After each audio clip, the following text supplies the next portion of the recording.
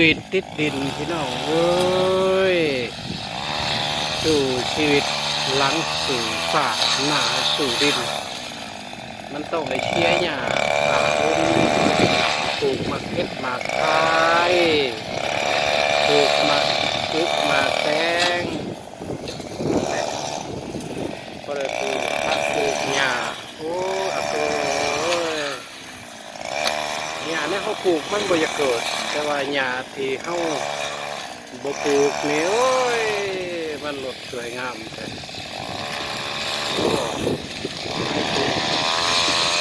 ศึกษาเกษตรกร100%โอ้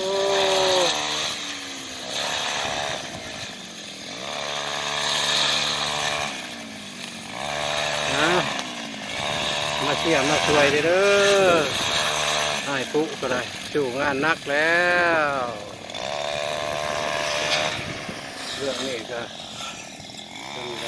เที่ยงไปนี่แหละ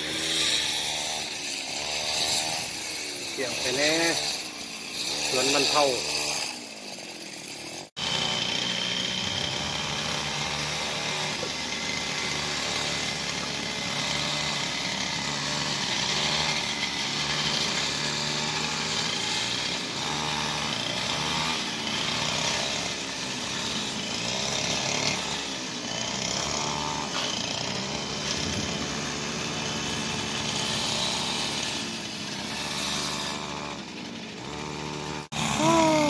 ไอ้โปจัดการแล้ว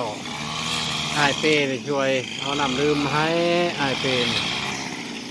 ช่วยเอาน้ำลืมเห็นไหมโปก็เด็ดแหละนี่บรรยากาศหลังฝนน่ะเขาเอื้อนว่าฝ่าหลังฝน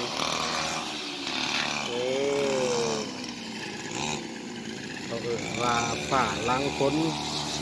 คนสู่งานตามบ้านป่าชนบทอยู่แล้ว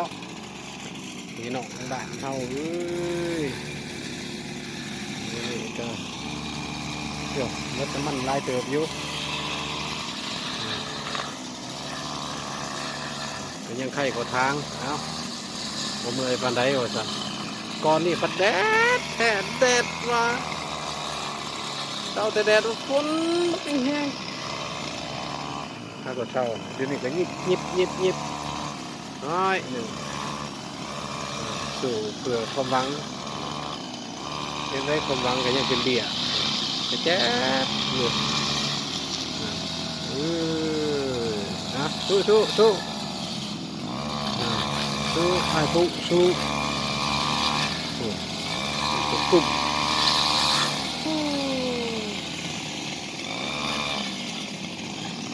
คาเทียก็ได้คาเทีย